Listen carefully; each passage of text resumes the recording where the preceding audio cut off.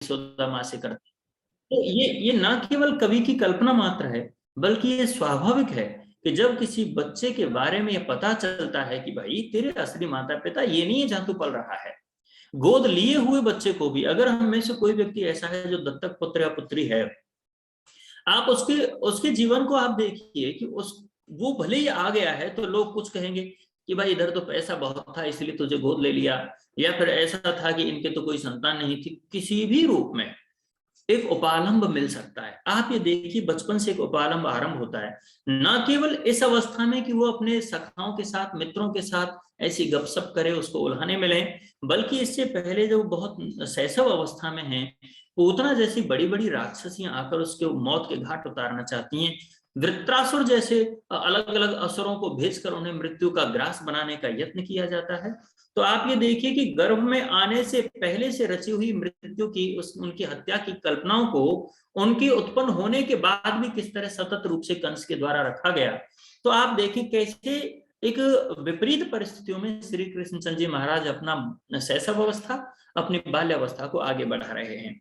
और जब इस बाल्यावस्था को आगे बढ़ाते हैं, कुछ बच्चे निश्चित रूप से बहुत विशिष्ट होते हैं। योग दर्शनकार महर्षि पतंजलि जब समाधिपाद की बात करते हैं तो वहां पर बहुत सारे विद्वानों का यह कहना है कि समाधिपाद उन लोगों के लिए है जिनका पिछले जन्म में संस्कार बहुत प्रबल रहे हैं, योग की भूमि उनकी बहुत उपजाऊ रही है, दृढ़ रही है, और वो लोग शीघ्रता से समाधि पा सकें, इसलिए समाधिपाद के द्वारा उन क्लिष्ट अक्लिष्ट वृत्तियों को समझें, उन पर नियंत्रण रखें और समाधि प्राप्त करें। लेकिन यहाँ स्थिति आप देखें, जब श्री कृष्णचंद्र जी महाराज का बाल्यावस्था है और उस अवस्था से ये पता चलने लगा है गोकुल वालों को कि ये विलक्षण पुत्र है, पहले से भविष्यवाणी हो रही है कि ये विलक्षण पुत्र है, और जो लोग बड़े बड़े ज्ञानी विचक्षण लोग ऋषि लोग थे, तपस्वी लोग थे, योग दर्शनकार भी कहता है कि बहुत सारे लोग हैं जिनको भविष्य की बहुत सारी चीजें दिखाई देती हैं। ऋषि दयानंद जी के स्वयं के जीवन में इस तरह की अवस्थाएं आती हैं कि वो एक जगह कुछ अपने लेख लिखा रहे हैं, वेद का अध्यापन कराते समय या वेद के लिए वेद भाष्य कराते समय, और अचानक ही उनकी कलम रुक जाती है। वो सभी को कहते हैं कि आप अब बाहर चलिए, और जब वो बाहर जाते हैं थोड़ी देर बाद ही उस घर की छत गिर जाती है। यानी कई बार ऐसा भी होता है कि जो विलक्षण लोग हैं, विचक्षण लोग हैं, अद्वितीय लोग हैं, योगी लोग हैं, उन लोगों में बहुत सारी चीजें, आने वाली घटनाओं के बारे में उन्हें कुछ अनुभव होने लगता है। न केवल उन बड़े बड़े योगियों को, बल्कि हमारे बुजुर्ग माता पिताओं में, हमारे परिवार में, आसपास के परिसर में, परिवेश में आप देखेंगे अपने गांव में कि उस बूढ़ी अम्मा ने कहा कि भाई मैं तो अमावस्या के दिन मरूंगी, या उनके पिताजी ने, दादाजी ने कहा एकादशी के दिन मेरी मृत्यु होगी, उससे पहले नहीं मरने वाला हूं। और बहुत सा ऐसा देखा गया कि जिस दिन उन्होंने कहा उस दिन उनकी मृत्यु हुई। तो ये जो हमारा एक पैरासाइकोलॉजी है, हमारे मस्तिष्क के अंदर बहुत सारा विज्ञान भरा हुआ है जिसे हम विकसित नहीं कर पाते, हमारी मेधा को, इस प्रज्ञा को, इस ऋतंभरा को, इसको और आगे हम विकसित करने के अन्य को जो यौगिक उपाय हैं उनको नहीं कर पाते, जिसके कारण हम इस चीज को नहीं समझते। लेकिन उस समय भी ऐसे लोग थे जो आने की बहुत सारी घटनाओं का अनुमान कर सकते थे। यद्यपि ये कहा जाता है कि इस एक व्यक्ति को इतना तो याद रहता नहीं कि मैंने 10 दिन पहले 10:10 पर मेरा हाथ किधर था, पैर किधर था, मेरा मुंह किधर था, मैं क्या खा रहा था, इतना तो याद रहता नहीं, पिछला तो क्या रहेगा। तो ये तो ऋषि दयानंद जी ने पुनर्जन्म के सिद्धांत की स्मृतियों को प्रार्थना के विषय में कहा गया है, लेकिन यह भविष्य की बात हो रही है। तो भविष्य में कुछ लोगों में अगर इस तरह की शक्तियां उत्पन्न होती हैं तो उसे आप प्रत्यक्ष कर लें, और प्रत्यक्ष करने के बाद हम उसे नकार नहीं पाएंगे। सो एक ये दृष्टि है कि श्री कृष्ण जी के बारे में जन्म से पूर्व और जन्म के बाद भी बहुत सारी जो विपरीत परिस्थितियां आई हैं, उनमें कृष्ण जी महाराज जिस राजकुमार को बड़े बड़े कुशल योद्धाओं के साथ, और उन्हें द्वंद्व युद्ध सीखना चाहिए, उन्हें धनुष विद्या सीखनी चाहिए, उन्हें गदा युद्ध सीखना चाहिए, वो व्यक्ति आखिर किन परिस्थितियों में जी रहा है। वो व्यक्ति सांड के, बैल के सींग पकड़ पकड़ करके तो बेचारा द्वंद्व कर रहा है, साथियों के साथ कुश्ती कर रहा है, और बड़े बड़े उपद्रवों में रहकर भी वो व्यक्ति अपने आप को, जिसको कहते हैं परिमार्जन कर रहा है यौद्धिक कौशल का। तो आप ये देखिए कि वो किस तरह रिप्लेस किया जा रहा है चीजों को, कि राजकुमार को क्या मिल सकता था और उसका जीवन किस तरह से चल रहा है। तो जब हम देखेंगे श्री कृष्णचंद्र जी महाराज के जीवन में संघर्ष इतने अधिक रहे हैं कि जो अकल्पनीय है। आगे भी देखिए, 12 वर्ष की आयु हुई, अद्वितीय पराक्रम था, जैसी भी परिस्थितियां बनी, और उन परिस्थितियों में उन्होंने कंस का वध कर दिया। अब कंस का वध करने के बाद भी उपद्रव समाप्त नहीं हुए। उग्रसेन अपने नाना जी को कह दिया कि आप संभालिए राज्य को, और जब राजा उग्रसेन को राज्य संभला दिया गया, तब वो कह रहे हैं कि अब ऐसा करते हैं भाई बलदाऊ कि अब हम लोग अपनी पढ़ाई पर ध्यान दें, क्योंकि अब तक तो सारे उपद्रव ही नहीं पढ़ने दे रहे थे हमको। भाई गाय चरानी है, अपने यमुना जी के पास जाना है, जंगल और प्रकृति की सुरक्षा करनी है, लोगों को स्वाभिमान से भरना है, उन्हें अपने गोधन की एक शक्ति समझानी है, मक्खन अपना यहीं रखना है, राजा आताताई है तो उसको टैक्स नहीं देना है। इन चीजों के साथ जो उन्होंने सहज में एक जन जागरण उत्पन्न किया गोकुल के अंदर, अब वो उतने तक नहीं, अब वो सोचते कि हमें व्यवस्थित रूप से अध्ययन करने की आवश्यकता है। जबकि कोई व्यक्ति अगर बहुत महिमा मंडित करके कह दे कि साहब वो तो ईश्वर थे, वो तो ईश्वर के अवतार थे, तो जब ईश्वर ही थे तो भैया पढ़ने की जरूरत क्या थी? ईश्वर तो सर्वज्ञ होता है, उसके उसके ज्ञान का जिसको कहते हैं कि वो सब कुछ जानने वाला सर्वज्ञ होता है। तो इन सारी चीजों के होने के बाद उन्हें क्या जरूरत थी? लेकिन नहीं, वो कहते हैं भैया हमको अब पढ़ने जाना है, और पढ़ने जाना है तो कहाँ जाना है? तो ये तय हुआ कि महर्षि सांदीपनि के आश्रम में हमको शिक्षा लेनी है। अब महर्षि सांदीपनि के यहाँ वो शिक्षा ले रहे हैं, ये तो ठीक ऐसी स्थिति हो गई, हम किसी बच्चे को कहते हैं कि भैया जाओ और तुम दिल्ली में या बंबई में एक बड़ा कोर्स करके आओ, बच्चों को अपनी फीस भी अच्छे से दे दी, लेकिन बीच बीच में घर वालों को कोई चैन से रहने नहीं दे रहा है, तो वो बच्चे बार बार अपनी पढ़ाई छोड़ करके अपने माँ बाप की सहायता के लिए आ जाते हैं। बीच बीच में माँ बाप कहते हैं कि भाई हमारा सारा का सारा जो ये गेहूं पक गया है हरियाणा में, पंजाब में, जहां भी आपकी कल्पना कर सकते हो कि भाई इसको काटने वाले कोई नहीं, सारा का सारा अनाज खराब हो जाएगा। तो बच्चे बेचारे क्या कर रहे हैं, वापस से अपनी पढ़ाई बीच में छोड़ छोड़ के वहां रहे। तो आप ये देखिए कि अध्ययन के काल में भी क्या हो रहा है, वो पढ़ने तो गए महर्षि सांदीपनि के यहाँ, लेकिन जरासंध बार बार मथुरा नगरी पर आक्रमण करता है। जो ही जरासंध आक्रमण करता है, जरासंध आक्रमण इसलिए कर रहा है कि उनका जो दामाद था कंस, अब जब उनकी बेटी विधवा हो गई तो उसको वो अपना प्रतिशोध ले रहा है। तो जरासंध आ रहा है, बार बार आक्रमण कर रहा है, सूचनाएं मिलती हैं, बेचारे पढ़ाई छोड़ करके मथुरा नगरी की रक्षा के लिए आते हैं। यानी पढ़ाई के टाइम पर भी चैन नहीं उनको, ना उनको शैशव अवस्था में कोई व्यक्ति ठीक से जीने दे रहा है, ना बाल्यावस्था में उनको ठीक से जीने दे रहे हैं, गर्भ के दौरान उन पर संकट मंडरा रहा है, गर्भ से पहले उन पर संकट मंडरा रहा है, पढ़ाई के लिए जा रहे हैं तब उनके साथ इतनी सारी परिस्थितियां हैं। कोई व्यक्ति अगर कृष्ण जी के संघर्ष को अपने हृदय के साथ, अपने व्यक्तित्व के साथ, अपने जीवन के साथ थोड़ी तुलना करके देखे, तो आप पाएंगे कि कैसे एक व्यक्ति इतने सारे झंझावातों में से निकल के निखर करके बाहर आता है। अब वहां भी देखिए आप, जो लोग विलक्षण होते हैं, कई बार आपने देखा है कि बहुत बार ना हमारे बच्चे पढ़ने लिखने वाले कह देंगे साहब हमें तो कोई काम नहीं करना घर का, हमें तो पढ़ाई पर ध्यान देना है। अरे भाई, ऐसे पढ़ने वाले बच्चे और दूसरे वो बच्चे जो कहते हैं कि माँ आप चिंता ना करो, पानी की व्यवस्था में पोंछा में लगा दूंगी, झाड़ू कर दूंगी, आपकी कमर ठीक नहीं है, वो बच्चे अपनी माँ के साथ अपना समय भी देते हैं और पढ़ाई भी अच्छी करते हैं। एक दूसरा बच्चा है, वो फोन पर तो 6 घंटे लगा रहेगा सोशल मीडिया पर। जो ही माँ बाप को थोड़ा सा भी कहेंगे कि बेटा खेत पर जाकर के थोड़ा सा चारा काट के ले आओ, तो वो बच्चा कहेगा कि मैं तो पढ़ाई में लग रहा हूँ। तो ऐसे जो यानी बहाना बनाने वाले बच्चे हैं, यहाँ आप बिल्कुल विपरीत स्थितियां देख रहे हो। यहाँ श्री कृष्ण जी महाराज पढ़ना चाहते हैं, लेकिन उन्हें पढ़ने में प्रत्यवाय हो रहा है। और दूसरी बात यह है कि वो ऐसा बच्चा जो हर काम को बड़ी कुशलता के साथ करता है, श्रद्धा से करता है, सम्मान से करता है, अपना एक धर्म समझ करके, कर्तव्य समझ के करता है, उसकी बुद्धि किस तरह काम करती है, तो उसके लिए मैं कृष्ण जी का उदाहरण देना चाहूंगा।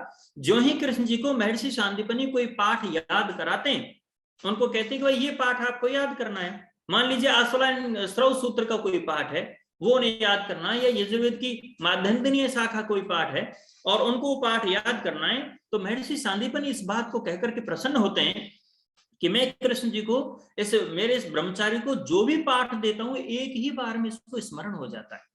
यानी ये विलक्षणता है श्री कृष्णचंद्र जी की, एक ही बार में कृष्ण जी को वो पाठ याद हो जाते हैं। ठीक वैसे जैसे ऋषि दयानंद जी के विषय में गुरुवर ब्रजानंद दंडी ने आरंभिक परीक्षण के दौरान किया था। तो आप ये देखो कि यहाँ पर श्री कृष्णचंद्र जी महाराज, ऐसा बच्चा जो संघर्षशील होता है, जिस व्यक्ति को कीमत पता है। मैं एक ऐसे सन्यासी को जानता हूं, पुष्कर में वो रहते हैं, वो क्या करते हैं कि कहीं भी अपनी गाड़ी से गए और उन्हें मान लीजिए उनकी गाड़ी पंचर हो गई, पंचर हुई तो उन्होंने बच्चे से बात की कि बेटा कितना पढ़ा है, तो उसने कहा कि साहब मैं तो 8वीं पढ़ा हूँ। 8वीं में कितने परसेंटेज थे? कि साहब 98% थे। तो तू पंचर क्यों काट रहा है? कि साहब घर में कोई कमाने वाला नहीं है। अब 14 साल का 15 साल का बच्चा जब उनको देखा, उन्होंने उनको कहा कि अपने घर वालों के पास लेके चलो, मिला के लाओ। तो उन्होंने देखा जब इतना प्रतिभाशाली बच्चा है, पंचर काटने के लिए तो नहीं है। तो वो अपनी गाड़ी में बिठाते हैं, घर वालों से अनुमति लेते हैं, उनको पढ़ाते हैं, और ऐसे कई बच्चे उन्होंने IAS IAS बना दिए। यहाँ पर यही स्थिति बन रही है कि जब व्यक्ति जीवन में संघर्ष करता है, संघर्ष करने वाले व्यक्ति को एक एक पाठ ठीक से याद इसलिए भी होता है क्योंकि वो अपेक्षा से देख लेता है कि अगर मैंने ऐसा नहीं किया, मैं इसमें फोकस नहीं किया, तो मेरा जीवन क्या होने वाला है। यहाँ पर ये स्थितियां श्री कृष्णचंद्र जी के साथ हम सीधे ही तो नहीं मान सकते, क्योंकि उनमें स्वाभाविक रूप से बहुत सारी पूर्व जन्म की दिव्यता विद्यमान है। लेकिन सांदीपनि ऋषि इस बात के लिए कह रहे हैं प्रसन्न होकर कि कृष्ण जी को कोई भी पाठ दिया जाता है वो एक ही बार में उसको उनको याद हो जाता है। उनसे आप फिर से पूछ लीजिए, वो बता देते हैं। अब दूसरी बात हम ये देखते हैं आज के संदर्भ में कि एक व्यक्ति किसी आश्रम में पढ़ रहा है, वो व्यक्ति संघर्ष कर रहा है, उसके जीवन में अनेकों प्रकार के आतताइयों के आक्रमण होते रहे हैं, लेकिन इस सब के उपरांत अब क्या है कि उसकी जिम्मेदारी क्या बनती है। हमारे यहाँ तो चलो साहब ठीक है, बच्चों की फीस जितनी भी है 2-2.5 लाख रुपए है, गुरुकुल वालों को फीस दी और उसके बाद मस्त हो गए, या फिर किसी स्कूल वाले को, बोर्डिंग स्कूल को दिया, हम मस्त हो गए। लेकिन उसके बाद एक दक्षिणा का समय जो आता है, गुरु दक्षिणा का वैशिष्ट्य, जहां हम समर्थ रामदास जी का देख सकते हैं शिवाजी के साथ, जहां महर्षि दयानंद जी का हम उदाहरण ले सकते हैं गुरु ब्रजानंद दंडी के साथ, वैसा ही एक उदाहरण हम ले सकते हैं श्री कृष्णचंद्र जी महाराज के साथ। श्री कृष्णचंद्र जी महाराज जब गुरु दक्षिणा देने के लिए दोनों भाई बातचीत कर रहे थे, बलराम और श्री कृष्णचंद्र जी महाराज, तो उन्होंने देख लिया कि जो उनकी गुरु माता है सुमुखी देवी, तो सुमुखी देवी बड़ी परेशान है। किस लिए परेशान है साहब? क्योंकि उनको ये पता था कि उनका जो मधुमंगल नाम का बालक था, मधुमंगल जो बेटा था सांदीपनि ऋषि का, वो कृष्ण जी का एक सखा भी था। क्योंकि जब गुरु के पास कोई पुत्र, गुरु का पुत्र रहेगा, वो वहां पर पढ़ेंगे तो स्वाभाविक सी बात है कि सखा भाव भी उत्पन्न होगा। अब यहाँ पर ये हो रहा है कि जो सुमुखी देवी है, माँ है इस अपने मधुमंगल की, तो मधुमंगल की माँ ये भाव व्यक्त करती हैं कि कृष्ण को ये कहो कि वो हमारे बेटे को ढूंढ कर ले आए। अब प्रभास सागर में, प्रभास जो सागर था जहां पर कभी मधुमंगल गया था, प्रभास सागर के क्षेत्र में वो क्योंकि उनको मिले नहीं और बाद में कभी लौटे नहीं, और उन्हें जैसे आज की भाषा में कहो तो अपहरण कर लिया गया। तो उस अवस्था में आप देखो कि वेद की रक्षा करने वाला कृष्ण किस तरह हमारे सामने आते हैं। यानी जिन्होंने वेदांग विज्ञानम की हम बात कर रहे हैं, तो वेद की विद्या और वेदांग की विद्या जिस गुरु से सीखी, अब वो उस वेदांग के उस गुरु के द्वारा दिए हुए इस उपहार को किस प्रकार से लौटाने का यत्न करते हैं। यद्यपि गुरु की दी हुई शिक्षा कभी भी लौटाई नहीं जा सकती। इस बात पर मुझे एक उदाहरण याद आता है। मेरे गुरुजी डॉक्टर धर्मवीर जी, जो पहले DAV कॉलेज में यहाँ प्रोफेसर भी थे, परोपकारी सभा के मंत्री रहे, तो उनके पास एक लड़का आता है और वो बालक ये कहता है DAV कॉलेज आकर के कि देखो साहब, मैं अब बहुत बड़ा अधिकारी हो गया हूँ इनकम टैक्स में, और मैं चाहता हूं कि मैं अपना कर्जा उतार दूं। तो आपने जितने साल हमें पढ़ाया, मान लीजिए 5 साल आपने DAV कॉलेज में वो BA में और MA मिला करके 5 साल पढ़ाया, तो 5 साल में कितना ट्यूशन फीस हो सकती है, उतना में सारा का सारा पैसा आप काउंट कर लें और उतना पैसा मैं आपको देना चाहता हूं। तो मुझे बहुत अच्छा लगेगा कि मैं अपनी पूरी की पूरी एक गुरु दक्षिणा देकर, और मुझे हल्कापन महसूस होगा। गुरुजी ने ये कहा कि भले आदमी, तू मुझे ट्यूशन फीस तो दे देगा कि ठीक है कि एक मानव श्रम जितना होता है उसके हिसाब से तू एक शुल्क का निर्धारण करके मुझे दे दे, लेकिन जो बुद्धि, जो मति, जो तर्क विद्या, विवेक तुझे मिला है, जो योग्यता मिली है, जिसके माध्यम से तू पूरी जिंदगी कमाएगा, तुझे पूरी जिंदगी यश मिलेगा, क्या उसका कोई मूल्य है? तो सामने वाला विद्यार्थी बेचारा निरुत्तर हो गया। यानी इस तरह के उदाहरण आते हैं। यहां पर यह कहा जा रहा है कि भले ही सांदीपनि ऋषि के पास श्री कृष्णचंद्र जी महाराज ये इस बात की घोषणा नहीं करते हैं कि मैं कर्ज चुका दूंगा गुरु का, लेकिन उन्हें बस एक हल्की सी बात कही जाती है कि पुत्र खो गया है मधुमंगल, तो क्या उसको ढूंढा जा सकता है? तो मधुमंगल को ढूंढने के लिए और वो जाते हैं, और आप सबको पता ही है कि शंकासुर नहीं, शंखासुर, शंख वाला असुर, जिसके पास बहुत सारे शंख हैं, शंख जैसी आकृति की उसकी गुफा है, उसके सुरक्षित रहने के स्थान है, वो वहां पर है, और 5 जन्य भी उसके पास है। तो ऐसे उस शंखासुर के पास जाकर उसका वध करके और कृष्णचंद्र जी महाराज उनके पुत्र मधुमंगल को छुड़ा करके लाते हैं। अब मैं यहाँ पर एक छोटी सी बात आज के संदर्भ में कहना चाहता हूँ कि हमारे इस आज की सभा में जितने लोग गुरुकुल से पढ़े हुए हैं, जितने लोग किसी गुरु से पढ़े हुए हैं, श्री कृष्णचंद्र जी महाराज ने अपने गुरु के प्रति इतना बड़ा उपकार किया और उस उपकार का फल उन्होंने सामने प्रस्तुत कर दिया।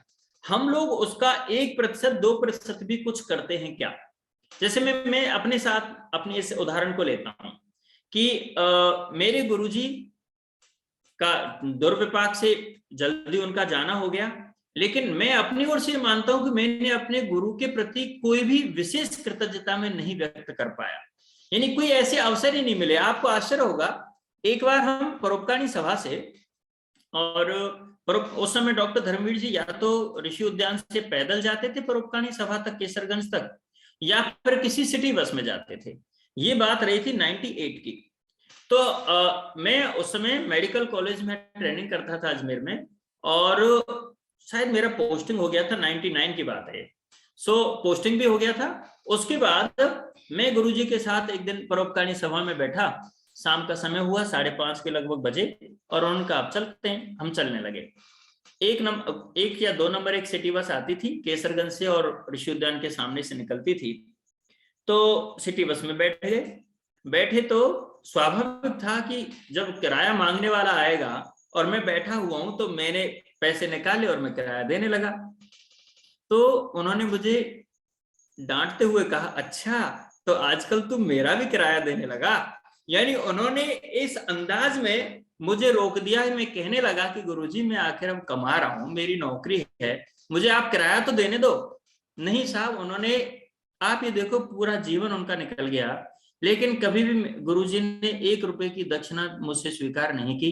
ये मेरी चाहे अपात्रता है और या फिर उनके अंदर का वो उदार भाव है कि मैं अपने बच्चे से, अपने शिष्य से कैसे कुछ भी ले सकता हूं, कैसे सहयोग ले सकता हूं किसी प्रकार का।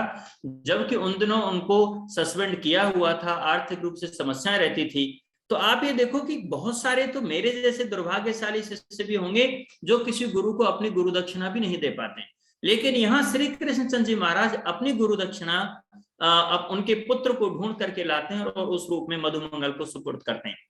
तो यहाँ पर यह कहने का अभिप्राय है कि जो वेद विद्यालय आर्य समाजों के द्वारा अभी तक चल रहे हैं, जो आर्ष विद्या की पाठ विधि ऋषि दयानंद जी ने सत्यार प्रकाश में व्यक्त कर 1975 से लगातार उसको किसी न किसी रूप में प्रसरित किया है, क्या हम उन गुरुकुलों के प्रति आज के संदर्भ में कृष्ण जी को सामने रखकर हम अपने गुरुओं के प्रति, अपने उन गुरुकुलों के प्रति, अपने उन आचार्यों के प्रति कोई कष्ट में तो नहीं है?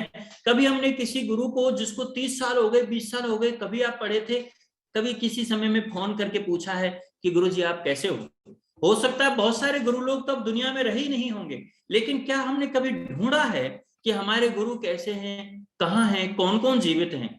अब्दुल कलाम साहब जब राष्ट्रपति बने तब उनसे पूछा गया कि आप किन किन लोगों को जो राजकीय भोज के लिए उपस्थित करने हैं, अतिथि बुलाने हैं, तो किनको बुलाना चाहते हैं?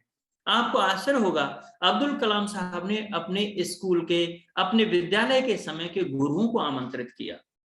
तो ये एक बहुत बड़ी चीज है, ये मूल्य हैं जो श्री कृष्णचंद्र जी महाराज के जीवन से हम तक आने चाहिए।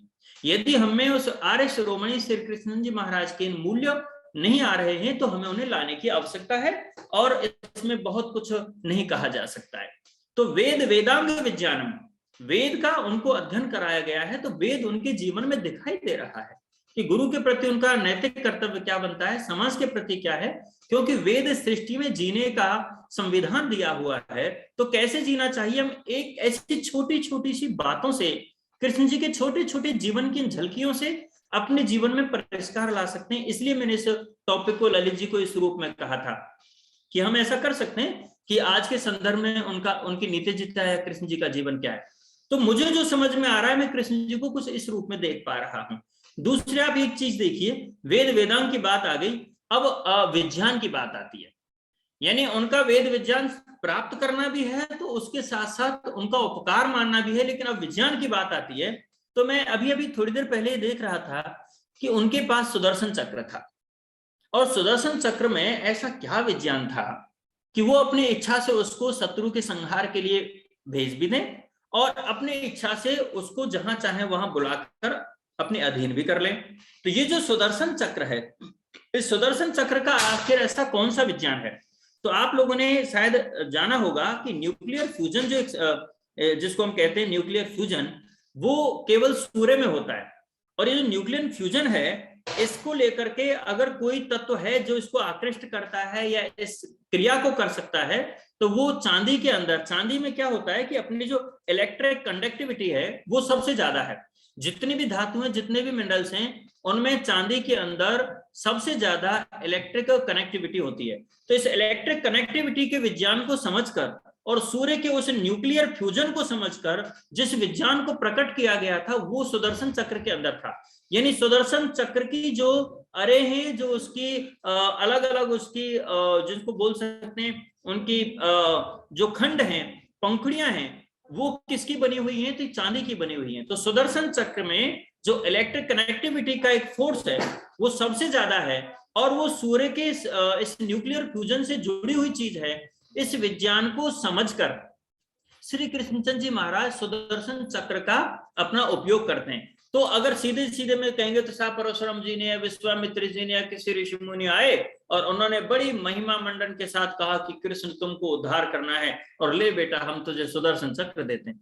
भैया सुदर्शन चक्र देने वाला और सुदर्शन चक्र को झेलने वाला, इन दोनों का वैज्ञानिक होना परम आवश्यक है। आज भी साइंटिस्ट लोग इस बात पर काम करना चाहते हैं कि चांदी का उपयोग करके हम अपनी इच्छा से शस्त्रों को भेजना और उसे वापस लाना, इन चीजों के साथ हम कैसे जुड़ सकते हैं। इसको अस्त्र कहेंगे या शस्त्र? शायद इसको अस्त्र कहेंगे। तो इस तरह के अस्त्र हमें विकसित करने की आवश्यकता है। तो इस तरह से हम जब देखेंगे कि कृष्णचंद्र जी न केवल भोले भाले अपने गोपों के साथ, गोपिकाओं के साथ, ऐसा नहीं है भैया। अच्छा, दूसरी एक बड़ी समस्या आती है कृष्ण जी के जीवन के साथ जो जुड़ा है हमारा आर्य समाज और ऋषि दयानंद जी सदैव इस बात का प्रतिवाद करते रहे हैं कि कृष्ण जी के जीवन के साथ किसी तरह का लांछन हमें सहनीय नहीं है। उनकी इतनी पत्नियां थी, वो रास लीलाएं करते थे, राधा उनकी पत्नी थी, ये सब कुछ इस मन से कहने की आवश्यकता नहीं है, क्योंकि हम इन सारी चीजों को नकार चुके अपने साहित्य के माध्यम से। लेकिन एक बात देखिए, हम ऐसा मान के भी चले, एक कल्पना कर लें कि कृष्ण जी के जीवन में तो कोई दोष नहीं था, लेकिन आज अगर जो कल्पित जीवन है कि किसी के साथ कोई प्रेमिका है, मान लीजिए कृष्ण जी की कोई प्रेमिका थी भी, तो प्रेमिका के कारण से अंधे होकर, मोह में ग्रस्त होकर वो अपने धर्म से कहीं डिगे क्या? और अगर आज का व्यक्ति इस तरह से अधर्म करने लगता है तो क्या वो कृष्ण के जीवन पर चल रहा है? यानी कृष्ण जी के जीवन में लिव इन रिलेशन की बात जब होने लगती है और एक बहुत ही जिसको कह सकते हैं अतार्किक, अप्रामाणिक और हमारी संस्कृति को दूषित करने वाला जो कुचक्र चला गया भारत में, और कृष्ण जी के जीवन के साथ इस चीज को जोड़ने का यत्न किया गया, लेकिन आप ये देखो कि कृष्ण जी के इस पक्ष को तो ले लो गया, लेकिन आप दूसरे पक्ष को, यानी आपने ये कल्पना तो कर ली कि उनमें ये है, और उसके आधार पर आपने हजारों लाखों युवाओं का जीवन भी बेकार कर दिया है। पर आपने इन युवाओं के अंदर इस तरह के शिक्षण को नहीं आधान किया गया है कि वो ये कह सकें कि उनके जीवन में कहीं अधर्म नहीं है, माता पिता के विरुद्ध वो नहीं हो रहे हैं, धर्म का वो कभी भी जिसको कह सकते हैं धर्म भंग नहीं कर रहे हैं, न्याय की व्यवस्था से अपने जीवन के मूल्यों से गिर नहीं रहे हैं, और आताताई से किसी से घबरा नहीं रहे। तो इन सारी चीजों का उनके जीवन में कहीं दूर दूर तक भी चिन्ह दिखाई नहीं देते हैं। हम ये कहना चाह रहे हैं कि कृष्णचंद्र जी महाराज के जीवन का जो उज्ज्वल स्वरूप है, जिसे महर्षि दयानंद सरस्वती जी ने सत्यार्थ प्रकाश में स्पष्ट रूप से कहा है कि महाभारत काल में श्री कृष्णचंद्र जी महाराज का जीवन आप्त विद्वानों के समान था, और मैं महाभारत में कोई भी कृष्ण जी जैसा चरित्र नहीं देखता हूं। इतना अधिक ऋषि दयानंद जी ने एक उद्भावना व्यक्त की है, प्रमाणित करने का यत्न किया है कि कृष्णचंद्र जी का क्या एक उज्जवल जीवन है।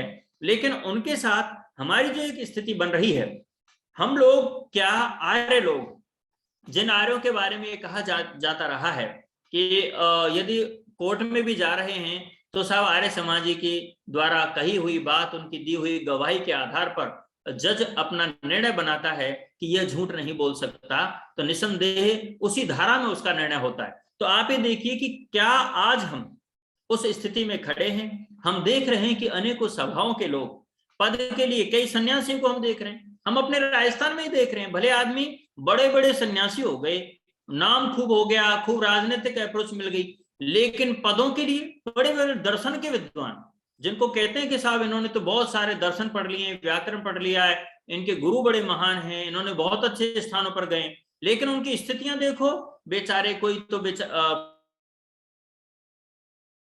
कचहरी जा रहे हैं, कोई किसी से बात ठीक से नहीं करना चाह रहा है, एक पद नहीं मिला तो दूसरे पद के लिए रोते फिर रहे हैं।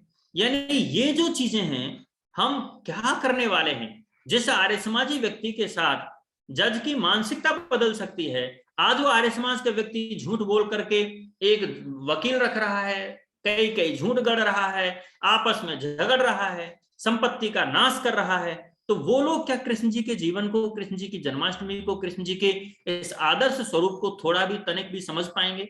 मुझे लगता है कि ऐसे लोगों को बहुत झकझोर देने की आवश्यकता है, और ये जो झकझोरना है ये भी कृष्ण जी से ही सीखना पड़ेगा। उस समय जितने आताताई थे, श्री कृष्णचंद्र जी महाराज जी ने उसको लिस्टेड कर लिया था। ये सूचीबद्ध है कौन कौन बदमाश है इस धरती पर, चाहे वो जरासंध हो, और चाहे शिशुपाल हो, और चाहे मधु नाम का राक्षस हो, और चाहे कौरवों का अधर्म किए हुए उनके कृत्यों के आधार पर बनी हुई एक लंबी सूची हो। कृष्ण जी के जीवन में एक बहुत ही स्पष्टता रही है कि उन्होंने धर्म और अधर्म की दृष्टि से हर व्यक्ति का आकलन कर लिया है। आज के समय में भी हमारे समाज में, हमारे पूरे परिवेश में अनेकों ऐसे लोग हैं जो अधर्म करते हैं, अत्याचार करते हैं, अनैतिक हैं, झूठे हैं, फरेबी हैं, कपटी हैं, और हमारी आर्य संस्कृति के लिए कलंक है। हम लोग उनका प्रतिवाद क्या नियोजित ढंग से नीति बना करके कर पा रहे हैं? तो वो स्थितियां हमारी नहीं बन रही हैं। हो सकता है कि इस तरह के मंच से कुछ लोग उभरेंगे और वो अपनी संगोष्ठी करेंगे, वो कुछ प्रभावशाली लोगों को कन्वेंस करेंगे और कुछ अच्छी दिशा आए 2024 तक, लेकिन अभी तक इसका कोई व्यवस्थित स्वरूप मेरे सामने नहीं आया है। यानी कृष्णचंद्र जी महाराज सूचीबद्ध करते हैं कौन घातक है और कौन संसार के लिए उपकार करने वाला है। हम लोग कोई सूची नहीं है, और सूची भी है तो हमारे बहुत सारे लोग किसी न किसी स्वार्थ में, पूर्वाग्रह के कारण से उनसे जुड़ जाते हैं, और उसके बाद धर्म का जो है वो डंका बजने से रह जाता है, उसकी ध्वनि दबा दी जाती है। तो हम इस बात को देखें कि हमारे जो एक बहुत बड़े महापुरुष हैं कृष्णचंद्र जी महाराज, उनका जीवन का बहुत सारी झलक हम श्री पूज्य स्वामी हमारे महर्षि दयानंद सरस्वती जी में देखते हैं, उनकी बहुत सारी झलक उनसे पहले ही गुरु विरजानंद दंडी में देखते हैं, उनकी झलक हम स्वामी श्रद्धानंद जी में देखते हैं, उनकी झलक आर्यों के ऐसे अनेकों लोग, चाहे नारायण स्वामी जी हों, स्वामी स्वतंत्रतानंद जी हों, जिन लोगों ने कभी भी ये सोचा ही नहीं कि हमारे क्या बुरा हो जाना है, हमारा कोई परवाह नहीं की, ऐसा जीवन क्या पुनः आर्य समाज के 5% 2% लोगों में आ सकेगा? यदि वो आ सकेगा तो यह आपका लगातार किया जाने वाला व्यवसाय, ये किया जाने वाला आपका निरंतर यत्न निश्चित रूप से सफल होने वाला है।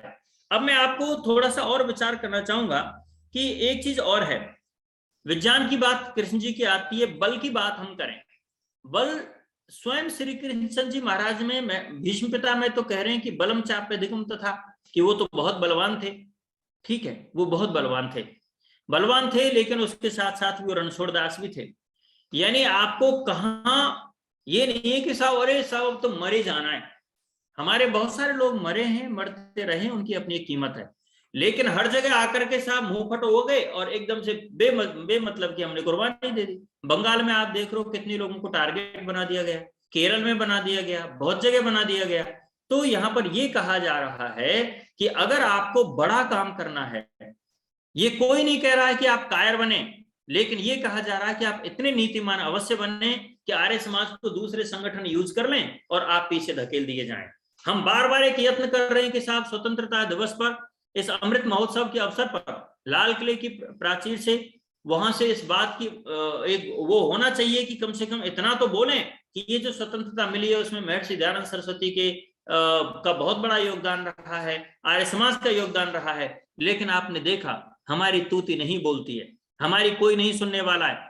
एक फरेब, एक झूठ, एक छल लगातार जिस संगठन के साथ हो रहा है, तो इस तरह से ये समझिए कि हमें केवल यूज किया गया और महत्व नहीं दिया गया। एक बार की बात है, मैं किसी संदर्भ में हमारे गुरुजी से विमर्श करने गया था कि एक संगठन है, बहुत प्रसिद्ध हो गया है और इस सरकारें आने के बाद तो बहुत ज्यादा ही हो गया है। तो मैं उनसे कह रहा था कि इस संगठन के बारे में थोड़ा मुझे बताइए, मैं ज्यादा नहीं जानता हूँ। तो उन्होंने ये कहा था कि हम एक कार्यक्रम में थे और उस कार्यक्रम में दो व्यक्ति बात कर रहे हैं। उन्होंने कहा कि यार इस आर्य समाज जी को, धर्मवीर जी को क्यों बुला लिया इस कार्यक्रम में।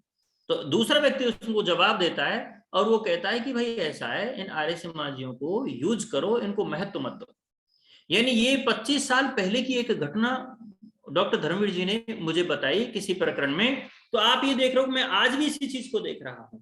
यानी एक इतना बड़ा कंट्रीब्यूशन जिस देश की आजादी के लिए आर्य समाज का रहा है, उस देश का शीर्षस्थ व्यक्ति नाम लेने के लिए आगे नहीं आ रहा है। इसके पीछे यद्यपि डॉक्टर धर्मवीर जी ने एक संपादकीय लिखा, और संपादकीय में ये बात 2016 में उन्होंने लिखी थी, और वो कहते हैं कि अगर आज भी कलम रुकती है किसी प्रधानमंत्री का भाषण लिखने वाले व्यक्ति की कलम रुकती है और वो औरों का नाम ले लेता है, स्वामी दयानंद जी का नाम आते हुए उसका कलम रुक रही है, इसका मतलब वो खौफ स्वामी दयानंद जी का आज भी जिंदा है।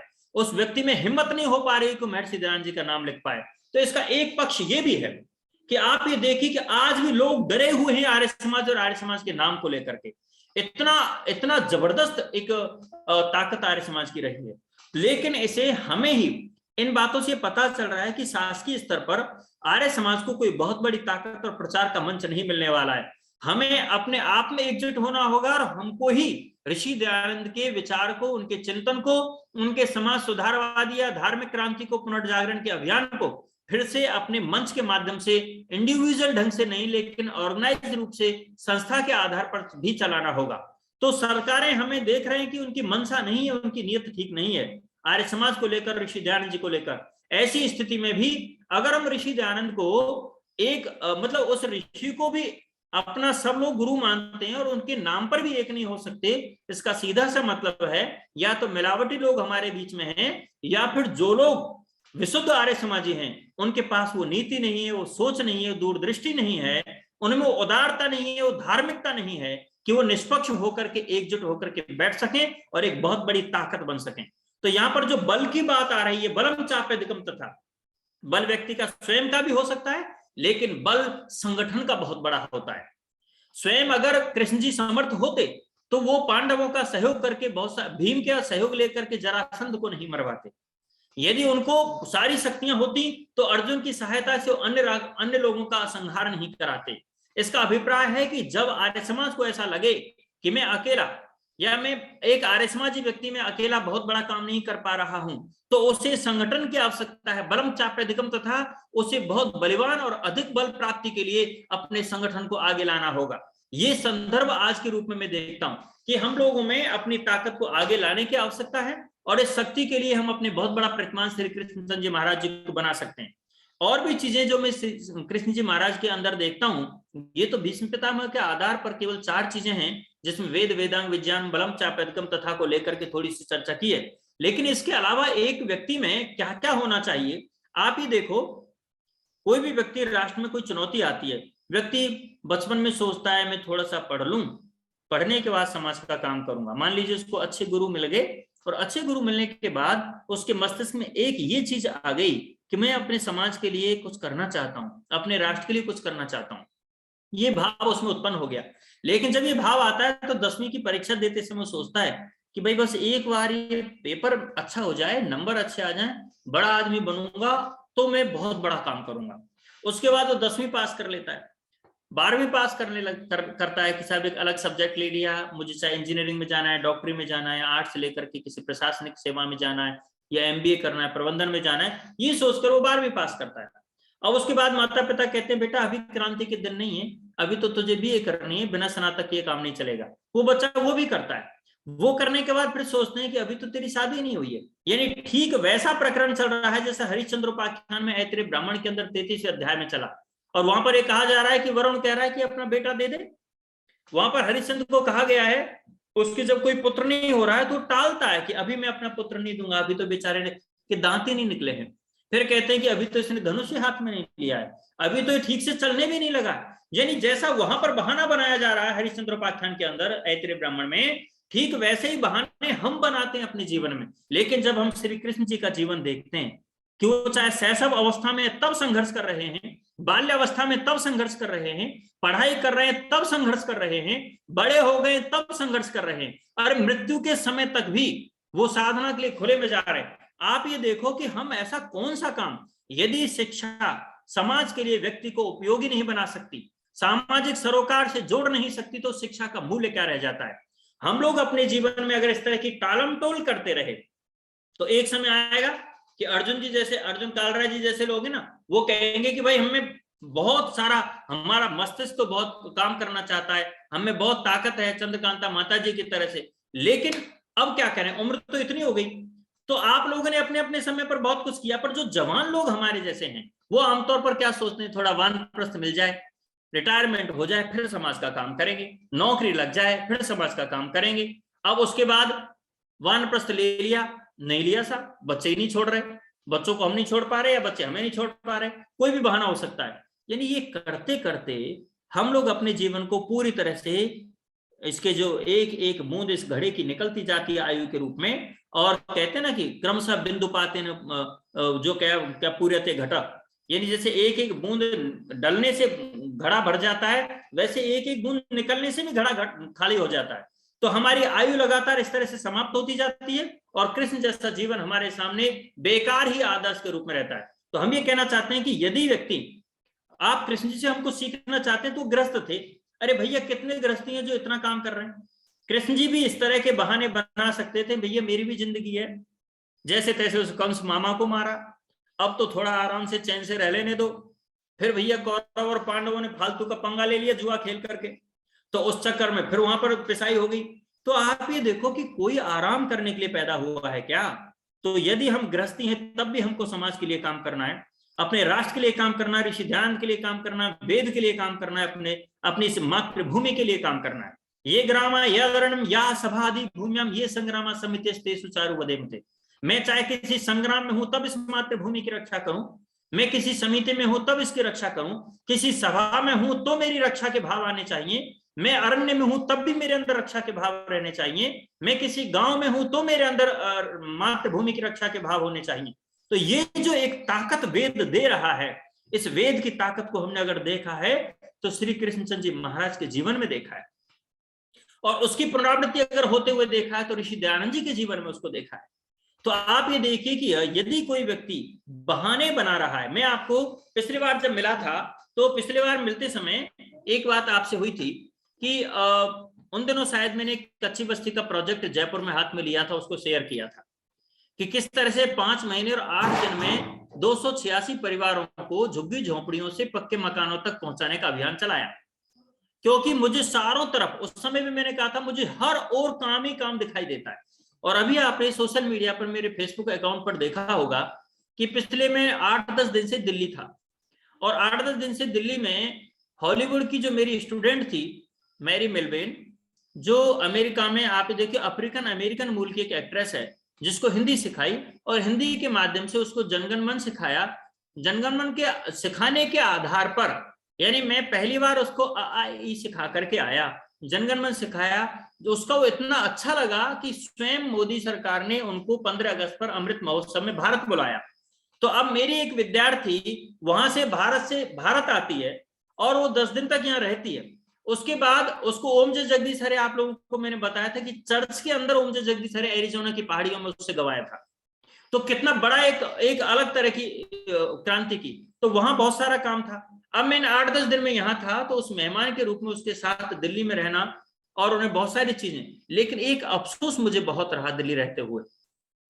अफसोस ये था कि हम मिलवेन को कहीं घुमाना चाहते थे, उसे अपनी संस्कृति दिखाना चाहते थे, और अब मैं संस्कृति दिखाऊं तो कहां दिखाऊं, कौन सा यज्ञ कुंड दिखाऊं, कौन सा आर्य समाज दिखाऊं, कौन सा रमणीय स्थल दिखाऊं दिल्ली में कि जहां जाकर के मैं कह सकूं कि ये देखो आर्यों की संस्कृति जिसको मैं पढ़ाता था तुमको। तो जब ये गैप मुझे दिखा, क्योंकि यहाँ तो बिल्कुल जूतम पैर हो रखी है, यहाँ तो लोगों में आपस में कोई सोच ही नहीं है।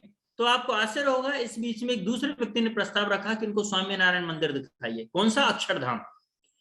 अब उनको अक्षरधाम दिखाया गया, और अक्षरधाम में एक नाव चलाते हुए एक बहुत सुंदर सी उन्होंने वो बनाई है, एक 3D टाइप, कि आप लोगों में से अगर कोई देखेगा ना तो आपको लगेगा कि हम लोग कितने पिछड़े हुए हैं। हम ऋषि दयानंद के विचारों को बिल्कुल नहीं आगे बढ़ा पा रहे हैं। नीलकंठ नाम का, घनश्याम नाम का वो युवक जिसके लिए ऋषि दयानंद जी ने स्वामी नारायण मत के खंडन करते हुए 11वें समोल्लास में लिखा है, और क्या क्या उनके बारे में नहीं लिख दिया है कि किस तरह से एक व्यक्ति पीछे खड़ा हो गया, एक व्यक्ति ने 4 हाथ इस तरह से 2 रख लिए, थोड़ी देर के लिए लाइट जलाई, दिखाया विष्णु भगवान दिख गए, और उस पाखंड को किया, और उसके माध्यम से वो बहुत सारा पैसा एक सेठ दे गया, और धीरे धीरे संप्रदाय चला। ऋषि दयानंद जी को उसका इस रूप में खंडन किया। लेकिन आज वो संस्था जो काम दिल्ली में कर रही है, मुझे बहुत आश्चर्य हुआ किस तरह से शुद्ध खान पान है, कैसे उन्होंने डॉक्यूमेंट्री बना रखी है, कितनी अच्छी फिल्म बना रखी है, व्यक्ति क्या था, कैसा था, वो विषय हम जानते हैं। लेकिन लोग जो भी वहां पर आएंगे उन लोगों को बहुत गहरे से छू लेते हैं उनके बनाए हुए सारे के सारे माध्यम। तो हमने उस तरफ बिल्कुल भी ध्यान नहीं दे रखा है। तो आप ये देखिए कि हम अगर ऐसा नहीं कर पा रहे हैं जो हमें करना चाहिए, तो हमें सीखने की आवश्यकता है। तो ये मुझे दुख जरूर था दिल्ली में रहते हुए, और आपको आश्चर्य होगा भारत सरकार ने मुझे उसमें बुलाया, और बड़े बड़े यहाँ के पद्मश्री प्राप्त, लगभग 3 तो पद्मश्री प्राप्त कलाकार, केवल भारत से 6 लोगों को बुलाया गया, और उन 6 में मेरा भी नाम था, केवल इसलिए कि मेरी हॉलीवुड की विद्यार्थियां आई हुई थी, और उसने इतना उपकार माना कि मैं आपके कारण आया हूं। तो मुझे लगता है कि सब तरफ काम है। अभी मैं 3 दिन पहले इधर आया, शुक्रवार की रात को इधर आया, घर में घुसते ही देवी ने ये कहा कि द्वार पर एक गाय सुबह से खड़ी है। तो भैया सुबह से खड़ी है तो क्या हो रहा है, आप ये देखिए, मैं 9:30 बजे रात को घर पहुंचा था, और देवी ने जब ज्यों ही कहा, उसने कहा पहले भोजन तो कर लो, हाथ तो धो लो। मैंने पहले गाय को देखा, तो गाय लिम्पी रोग से पीड़ित थी, बछिया है, गाय भी पूरी नहीं, मुश्किल से वो 1.5 साल की होगी, और वो बिल्कुल एक ही जगह खड़ी हुई है, शरीर कहाँ पर आया, मोटे मोटे से वो उसके अंदर जो बोलते हैं ना गांठें जैसी पड़ी हुई हैं। तो आप ये देखिए क्या करना था साहब, मुझे तो आते ही फिर काम मिल गया 3 दिन के लिए। कुछ लोगों को काम ही नहीं मिलता है, मुझे आते ही काम मिल जाता है। अब आप ये देखिए रात में ही हवन के अंदर औषधियां और कुछ डाला, धुआं किया, उसको और औषधि दी, थोड़ी देर में 10 मिनट में तो चल करके मतलब 20 फीट की दूरी पर चली गई। मैंने कि बड़े आश्चर्य की बात है, एक केवल गंध उसको हवन की मिली है, आसपास उसको किया है। मैं नहीं जानता कि केवल हवन से हुआ है, उसमें सामर्थ्य कैसे आई, पर हवन के बाद हुआ। पूरे दिन वो एक ही जगह खड़ी थी। रात के 11:30 बजे उसको दवाइयां दे रहे हैं साहब, लोग आसपास के आ जा रहे हैं। वेटरनरी के डॉक्टर को बुलाया कि भैया जितना खर्चा लगता है तुम लगाओ, क्योंकि जो जगह गौशाला के रूप में सरकार ने बना रखी है, वहां पर तो गाय जाती, उनकी बेकदरी हो रही है। जब अखबार में देखा हूं बेकदरी हो रही है, तो हम इस गाय को वहां नहीं भेज सकते। एक गाय मेरे द्वार पर आई है, तो ये जिम्मेदारी मेरी है कि गौ माता की सेवा हम करेंगे। तो पास के भी लोग जुड़ गए, जिनको भी पता चला कि यार मोक्षा जो गाय के उस चक्कर में लगे हुए हैं रात को भी, तो भैया कोई काढ़ा बना करके ला रहा है, कोई दलिया ला रहा है, कोई कुछ ला रहा है, और गाय अब बेचारी कई मतलब लगभग 1 किलोमीटर आज घूम चुकी है। तो आप ये देखिए कि काम करने की 2.5 दिन लगाए मुझे, लेकिन 2.5 दिन में अब मुझे संतोष है कि कल मैं वापस जब जयपुर जाऊंगा तो ये गाय पर्याप्त रूप से स्वस्थ हो चुकी होगी। उसको 4 इंजेक्शन लगाए, उसको गोलियां दी, उसको पीने की दवाई दी जा रही है। तो हम लोग अपने आसपास, पिछली बार भी मैंने कहा था कि हमारे पास कोई अभावग्रस्त व्यक्ति हो सकता है, कोई अनाथ हो सकता है, कोई विधवा हो सकते हैं, कोई गरीब हो सकते हैं, कोई बहुत बुरा, जिनका जीवन बिल्कुल ऋषि दयानंद जी ने कहा है, परोपकारी सभा का तो उद्देश्य बनाते हुए लिखा है, छूत अछूतों को, अनाथों के, इनके उत्थान के लिए काम करो, देश देशांतर में वेद का प्रचार करो। तो हम जितना कर पाए भैया, सब करोड़पति नहीं, सब लखपति नहीं, 500-600 रुपए का काम करके पूरे महीने भर एक संतोष रहा कि चलो एक गाय की जान बची। तो ऐसा हम लोग अपने एक दायरा, एक यूनिट बनाए, एक अपने आसपास की इकाई बनाए कि जहां हम रहते हैं हमको अपने आप ही काम दिखाई देने लगेंगे। मान लीजिए कुछ पेड़ टेढ़े हो गए, कोई पेड़ टूट गया, किसी का जो ट्री गार्ड है वो खराब हो गया, या कोई ट्री गार्ड है वो पेड़ में इतना फंस चुका है कि वो पेड़ अपनी प्रगति नहीं कर पा रहा, वो कट रहा है, तो जरा उसको काट देना है। तो इस तरह से हम कुछ भी काम कर सकते हैं ना इन दिनों में। तो ये जो बात हमें सिखाई जाती है कि सामाजिक सरोकार जब तक नहीं होगा, हम अपने राष्ट्र के प्रति जवाबदेह नहीं होंगे, कर्तव्य परायण नहीं होंगे, तो हमारा शिक्षित होने से, हमारा आर्यत्व होने में कोई अर्थ नहीं बनता है। तो एक तो ये चीज है, और दूसरा, हम अगर अपने जीवन को यानी गृहस्थ रह करके भी हम कृष्ण बन सकते हैं, क्योंकि कृष्ण गृहस्थ रह करके बड़े योद्धा, महापुरुष, योगी, सम्राट और सबके लिए पूज्य हो सकते हैं, तो आर्य समाज के लोग भी गृहस्थ में रहकर बहुत बड़ा काम कर सकते हैं। ये मैंने सीखा है श्री कृष्णचंद्र जी के जीवन से। दूसरी चीज आप देख सकते हो, उनका दार्शनिक चिंतन, आत्मा के विषय में आप देख सकते हो, वासंस ज्ञानानि यथा नैनम चिंतन्ति शस्त्राणि, यानी तत्व ज्ञान होना। और ये तत्व ज्ञान तो हमारे आर्य समाज की प्राइमरी में ही हो जाता है जब त्रैतवाद का सिद्धांत सिखाया जाता है। तो इस तरह से श्री कृष्णचंद्र जी का जो दार्शनिक चिंतन है उसको भी हमें अपने जीवन में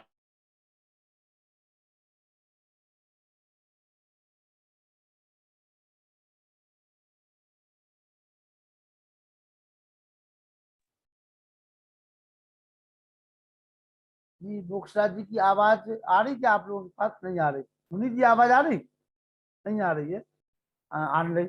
और तब मानी डॉक्टर मोक्षराज जी जो 3 वर्ष तक लगातार अमेरिका में भारत के प्रथम सांस्कृतिक राजनायक के रूप में रहे हैं, और उन्होंने जो रिजल्ट अपना बताया, निश्चित रूप से वो गौरवान्वित करने वाला क्षण है। तो उनकी शिक्षा को भारत सरकार ने बुलाया है। अब देखिए आप, जिस महर्षि दयानंद के शिष्य हैं मोक्षराज जी, उनकी शिक्षा वो जो अमेरिका की, उसको तो बुलाया जा रहा है, लेकिन प्राचीर से, लाल किले से उस महामानव, उस युग दृष्टा, उस योगी राज, जिसने 1857 की क्रांति का ताना बाना बुना, जिसने इस देश को 80% आर्य समाजी ऐसे दिए जिन्होंने देश को आजाद कराया, उसका नाम नहीं लिया जा रहा है। उसके नाम से इतना खौफ, इतना डर आज वर्तमान की सरकारों में बना हुआ है, वर्तमान के लोगों में बना हुआ है। लेकिन हमें और अभी प्रसार करने की आवश्यकता है, और अभी हमें महर्षि दयानंद के उस चिंतन को जन जन तक पहुंचाने की आवश्यकता है। आचार्य भवदेव शास्त्री जी जो हमारे इस कार्यक्रम के कर्ता धर्ता है, आ चुके हैं। माइक खोल लीजिए 2 मिनट तक। मोक्षराज जी आ रहे हैं, तब तक आप आ जाइए जी। नमस्ते जी, मेरी आवाज आ रही है? हाँ आवाज आ रही है आपकी जी। देखिए, मैं इस समय दिल्ली से और अजमेर आ रहा हूँ। अच्छा जी। दिल्ली में 3 दिन की श्रीमद् भगवत गीता प्रवचन का कार्यक्रम था, जी और इस समय ट्रेन में हूँ, तो शायद नेटवर्क भी नहीं आ सकता है, प्रॉब्लम हो सकती है। तो आप जो कार्य कर रहे हैं, बहुत बधाई है। और आदरणीय हमारे डॉक्टर मोक्षराज जी, हमारे बड़े भाई, जिन्होंने देश विदेश में वैदिक धर्म का प्रचार कर रहे हैं, जिनका बहुत सुंदर व्याख्यान अभी हम सुन रहे हैं। आप सबको बहुत बहुत बधाई है। धन्यवाद शास्त्री जी। और दिल्ली के प्रोग्राम से निपटने के बाद तुरंत आप हमें मैसेज करिए, और फिर से आपका 7 दिन का प्रोग्राम लगना है आपका, ठीक है? हाँ, दिल्ली में जो है संगीतमय गीता प्रवचन बहुत तो सुंदर कार्यक्रम रहा। दिल्ली के जो लोग हैं, और मेरा निवेदन है उनसे, आप स्थान हाँ बता जी, दीजिए और तारीख बता दीजिए, ताकि दिल्ली में हमारे एडवोकेट पवन कुमार जी जुड़े हुए हैं, तमाम लोग, ये लोग पहुंचे होंगे वहां आपके आपके पास जाएंगे। आप समय बता दीजिए और स्थान बता दीजिए। नहीं, अब तो कार्यक्रम हो चुका है, मैं तो वापस आ रहा हूँ ट्रेन से। चलिए चलिए, आ हाँ जाइए जी। आ जाइए, कोई बात नहीं। आगे भी आपका कार्यक्रम लगा रहेगा, बनता रहेगा। किसी का कोई प्रश्न हो तो पूछ लीजिए। मुखिया जी तब तक नहीं कर पा रहे, कोई नेटवर्क प्रॉब्लम है। हमारे पास बहुत विद्वान इस समय जुड़े हुए हैं, वो सारे प्रश्नों के उत्तर आपको दे सकते हैं। किसी के मन में कोई शंका हो, प्रश्न हो, तो जानकारी वो दे सकते हैं। लोकेन शास्त्री जी, पंडित लोकेन शास्त्री जी, अपना माइक खोल लीजिए। लोकेन शास्त्री जी, आपने पूरा कार्यक्रम सुना, हमारे निष्ठा विद्यालंकार जी के भाई हैं आप। लोकेन शास्त्री जी, हमारे आचार्य पंडित राम मेहर जी। चलिए मुखिया जी आ गए, आ गए मुखिया जी, आइए मुखिया जी, हाँ मुखिया जी जी आइए जी। हाँ जी, नमस्ते। नमस्ते, आ जाइए आ जाइए। पता नहीं कैसे ये कट गया है। कोई बात नहीं, वो नेटवर्क प्रॉब्लम की वजह से कट गया होगा जी। हाँ जी, तो अब क्योंकि 1 घंटा हो गया, हाँ तो और अब लोगों के प्रश्न आ रहा है तो उनके उत्तर हो जाए। बस यही है कि हमें भी श्री कृष्णचंद्र जी की तरह आतंक, अधर्म, अत्याचार, इसके विरुद्ध सदैव संकल्पित रहना चाहिए, और अपनी नीतियां इस तरह की बनाएं जिससे कोई बहुत बड़ी हानि भी ना हो और काम भी हो जाए। आप सभी ने धैर्य से सुना, आपका बहुत बहुत आभार, धन्यवाद, नमस्ते। और जो भी प्रश्न आपके मन में हो, शंका हो, श्री कृष्ण से संबंधित, उन पर चर्चा हो जाए। प्रेम सचदेवा जी पूछिए, क्या प्रश्न है आपका? प्रेम सचदेवा जी, जी प्रेम सचदेवा जी बोलिए। प्रेम सचदेवा जी पूछिए। वो शायद अनम्यूट करने का यत्न कर रहे हैं। हो तो गया है। हाँ मेरी आवाज सुन रहे हैं सर? हाँ हाँ आ रही है, प्रेम जी आ रही है। जी, जो मेरा प्रश्न था वो आपने रिपीट कर दिया, मैंने लिखा था। और इसका कारण सिर्फ यही है कि जो स्पीच लिखने वाले हैं उनकी गलती हो सकती है ये, क्योंकि वही लिख के देते हैं। आजकल तो कई लोग ये भी नहीं जानते कि विवेकानंद और स्वामी दयानंद में क्या डिफरेंस है। दोनों एक जैसे ही और एक ही समान ही समझते हैं। ये भी बड़ी भ्रांति है हमारे ऊपर जितने भी लोग बैठे हैं उनमें। दूसरा मैं ये बताना चाहूंगा कि हमारा 5 दिवसीय कार्यक्रम जो समाप्त हुआ उसमें आचार्य सुरेश जोशी जी और उनकी सहधर्मिणी रुक्मिणी जी, वो हमारे 5 दिन के कार्यक्रम में बहुत ही अच्छा रहा और बड़ी अच्छी उपस्थिति रही और हम सब बहुत खुश हैं उनके कार्यक्रम से। और मैं धन्यवाद करना चाहूँगा आपका, क्योंकि आपने इंट्रोड्यूस किया और हमारे से और हमने उसका लाभ लिया। बहुत बहुत धन्यवाद आपका जी। और इस आर्यों के महाकुंभ में बहुत से विद्वानों को लोग परिचित हो पा रहे हैं, उनको बुला पा रहे हैं। आपने सुरेश जोशी जी को यहाँ सुना और आपने अपने कार्यक्रम में बुलाया, इसलिए आपका भी बहुत बहुत आभार। युद्धवीर जी पूछिए, क्या पूछ रहे हैं युद्धवीर जी? युद्धवीर जी पूछिए। हाँ, क्या सभी को प्रश्न है? नमस्ते जी। नमस्ते जी। नमस्ते जी, पूछिए। आज जो डॉक्टर साहब का जो मोक्षराज जी का जो व्याख्यान रहा वो बहुत, हमने इनसे बहुत कुछ जाना है। वास्तव में जो वेदना जो हमारे आज की जो स्थिति बनी हुई है, अभी डॉक्टर साहब ने कहा था जो इनकी शिष्या आई थी तो ये चाहते थे कि भाई हम दिल्ली में इनको कुछ दिखाएं, कुछ अपनी संस्कृति के बारे में, लेकिन कहाँ दिखाएं, क्या दिखाएं, ये बहुत बड़ी विडंबना है। और मैंने अभी 4-6 दिन पहले भी एक प्रश्न किया था। आज जितने भी हमारे जो विद्वान हैं वो केवल एक पैसे तक सीमित हो चुके हैं और जो अपने अपने अलग अलग जो संप्रदाय जो आर्य समाज के अंदर इन्होंने जो बनाया है, मैं किसी व्यक्ति विशेष का नाम नहीं लेना चाहता जी, लेकिन बहुत दुख के साथ मैं ये कह रहा हूं कि जितनी बड़ी ऊंचाई के साथ जो वैभव और जो ऐश्वर्य जो ऋषि दयानंद जी ने जो हमें दिलाने का प्रयास किया था, अभी बहुत से भद्र पुरुष हैं इसके अंदर, लेकिन उनकी कोई सुनता नहीं है। धन्यवाद युद्धवीर जी, सुनेंगे। में जो बटे हुए हैं, मैं यही चाहूंगा कि इसके बारे में कोई ऐसा सुझाव दें। सुझाव दिया है, मोक्षराज जी ने ये कहा है कि हमें काम करना है, जहां भी मौका मिले वहां काम करने की आवश्यकता है, ये वही सुझाव है। धन्यवाद। पंडित राम मेहर आचार्य कुरुक्षेत्र, आइए। आर्य रतन लखन लाल जी को डॉक्टर मनोज जैसे विद्वान का आज हम लोगों को मार्गदर्शन दिलाने पर मैं आर्य रतन लखन लाल जी की, डॉक्टर मनोज जी की और समस्त विद्वानों की भूरी भूरी प्रशंसा करता हूँ। मैं कुरुक्षेत्र से आता हूँ तो यहाँ योगी राज श्री कृष्ण ने गीता उपदेश दिया और उन्होंने कहा कि कर्म करें, फल की इच्छा ना करें। 20 वर्षों से आर्य समाज के योग यज्ञ वेद प्रचार। पंडित आचार्य राम मेहर शास्त्री जी, बहुत बहुत आभार। अनिल नरोला जी पूछिए, क्या प्रश्न है? फिर तो पूछ लीजिए अपने अपने, कोई शंका हो आपके मन में जी, आइए। डॉक्टर मोक्षराज जी, आदरणीय लखन जी, आदरणीय मुनि पुरुषोत्तम जी, मेरी बड़ी बहन चंद्रकांता जी, डॉक्टर व्यासनंदन शास्त्री जी, डॉक्टर मोक्षराज जी का भाषण हमेशा ही बड़ा प्रेरणादायक और बहुत ही प्रभावकारी होता है। पहले भी हमने कई बार इनको सुना और इनके हृदय में हमेशा वैदिक धर्म के प्रसार में आज जो कुछ विशेष उन्नति नहीं हो पा रही तो उसके लिए बड़ी वेदना और पीड़ा रहती है इनके मन में। और हमें खुद इस बात का बड़ा फील होता है कि आर्य समाज की इतनी प्रगति नहीं हो पा रही है। और अभी डॉक्टर साहब ने जो प्रधानमंत्री के भाषण का उल्लेख किया कि उनके भाषण में स्वामी दयानंद जी का नाम नहीं आया, वाकई ये बहुत ही पीड़ादायक चीज थी। और इसके साथ मैं डॉक्टर साहब को एक और चीज उनके ज्ञान में लाना चाहूंगा कि अभी 15 अगस्त के हिंदुस्तान टाइम्स में एक सप्लीमेंट निकला था जिसमें उन्होंने 45 लोगों की सूची दी थी। ऊपर लिखा था 30% इंडिया लेड टू इंडिपेंडेंस।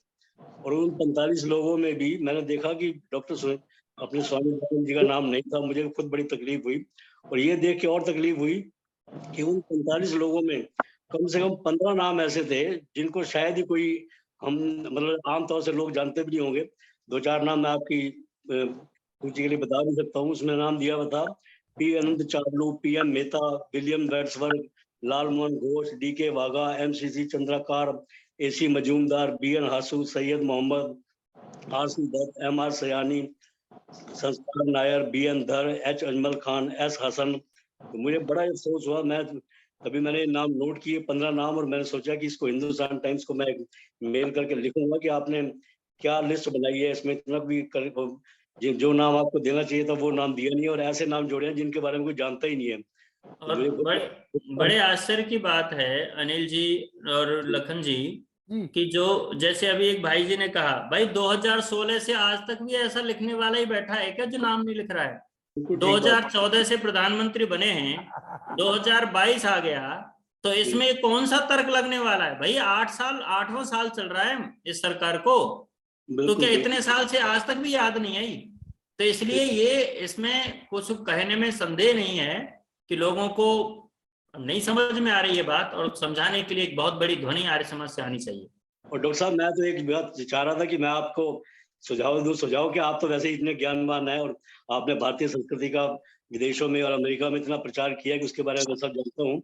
मेरी तो ये इच्छा है कि हम सरकार से डिमांड करें कि स्वामी दयानंद जी का एक जो फोटो है, मतलब उनकी मूर्ति संसद भवन में लगाई जानी चाहिए। आजकल कई लोगों की संसद भवन में। अनिल जी, इसके लिए जो है हमारे डॉक्टर सतपाल सिंह जी जो बागपत से सांसद हैं, जो उस समय एचआरडी मिनिस्टर थे, उन्होंने काफी प्रयास किया, और वो लंबा विषय है, उस पर अपन चर्चा कर लेंगे। थोड़ा सा और लोगों को समय देने का प्रयास करिए, कुछ लोग नहीं जुड़े हैं जी। एडवोकेट पवन कुमार जी आइए। नमस्कार लखन जी, आर्य रतन, बहुत बहुत आपको नमन, हृदय से धन्यवाद। आपने जो ये आज का व्याख्यान डॉक्टर मोक्षराज जी का हम तक पहुंचाया, इसके लिए।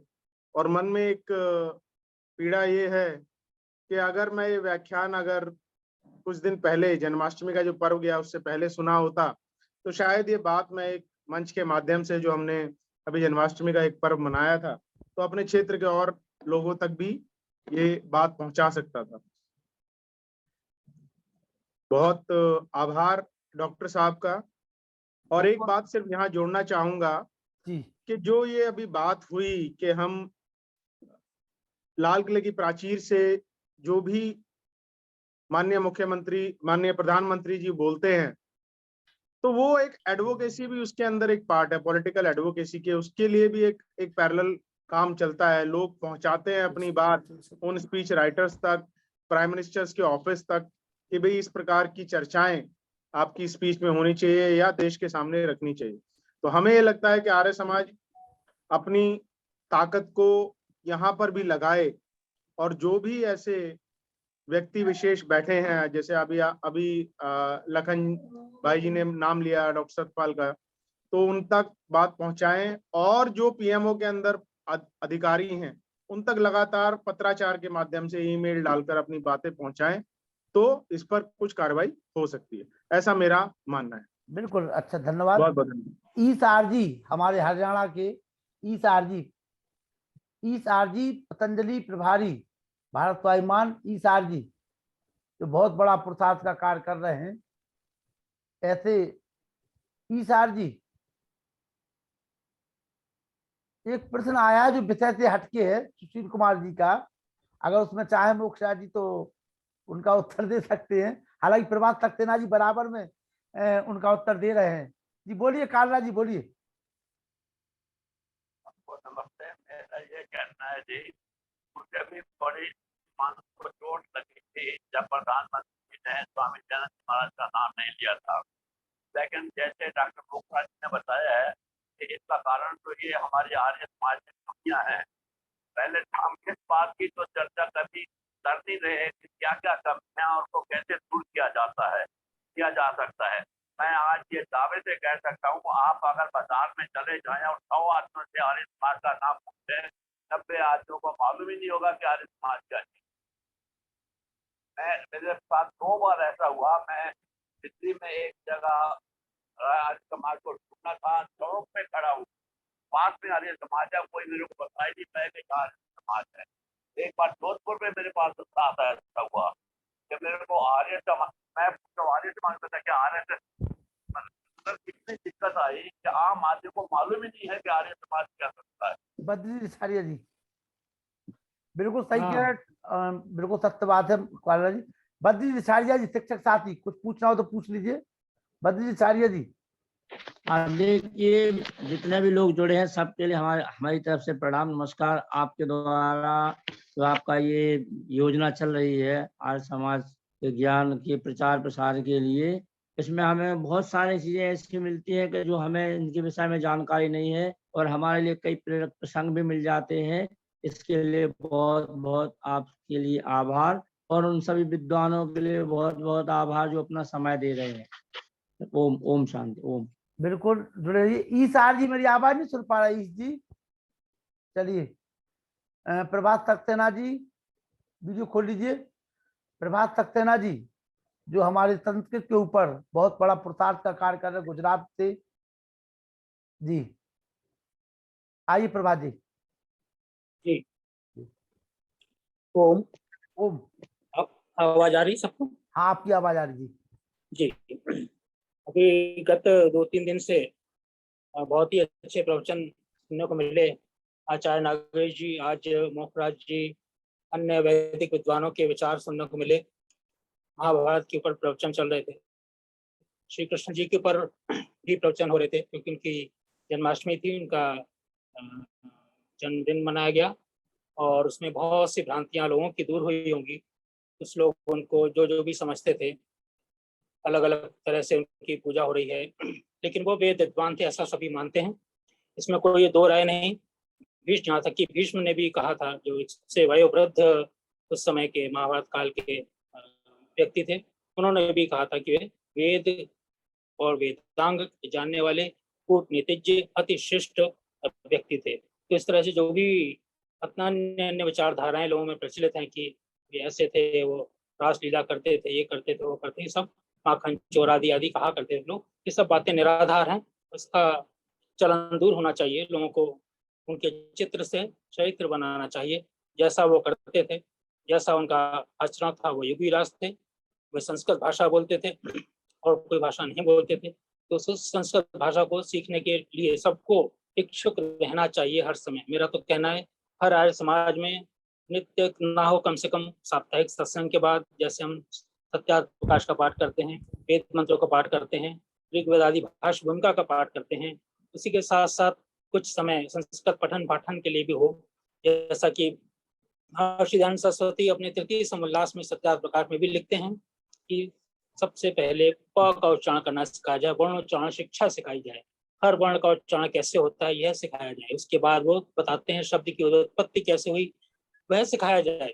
यह सब और सब मुमकिन है केवल अष्टाध्यायी के पठन पाठन से। अष्टाध्यायी हमारे पाणिनि ऋषि ने ईसा से लगभग 500 वर्ष पहले इसका गठन कर दिया था। इसमें वर्णित 3964 सूत्रों के आधार पर पूरी लौकिक व्याकरण हम जान सकते हैं। 3964 मात्र सूत्र पढ़ने हैं, उनका अध्ययन करना है। उसका पतंजलि के जो महाभाष्य है उसके माध्यम से या प्रथमावृत्ति के माध्यम से इसका अध्ययन जब करेंगे तो जैसे जैसे आप सूत्र पढ़ते जाएंगे, एक तो इसका लौकिक अर्थ पता लगेगा और उसके साथ साथ इसमें आध्यात्मिक अर्थ भी है। साथ साथ उसमें 200 सूत्र ऐसे हैं जो वेद मंत्रों को पढ़ने में सहायक। धन्यवाद। वेद मंत्र की व्याकरण के लिए निघंटु और निरुक्त जो कि यास्काचार्य का उपलब्ध है, उसमें वो भी आवश्यक है पढ़ने के लिए। तो हमारे ग्रंथ जो आर्ष ग्रंथ, जितने भी ग्रंथ हैं आर्ष ग्रंथ, उसका पठन पाठन अत्यंत आवश्यक है।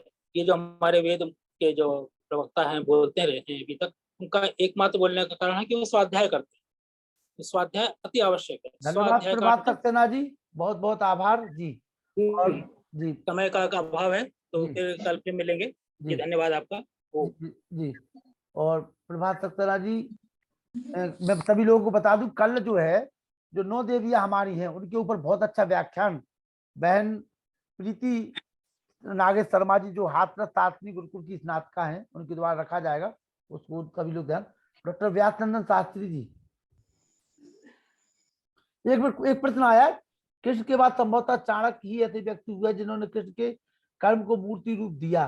राघवेंद्र सिंह सिमरिया जी अपना ऑडियो खोल लीजिए। राघवेंद्र सिंह जी हमारे बहुत अच्छे समाजसेवी हैं बड़े भाई। राघवेंद्र सिंह जी ऑडियो खोल करके सामने आइए। राघवेंद्र सिंह जी चलिए। डॉक्टर व्यासनंदन शास्त्री जी 1 मिनट के लिए।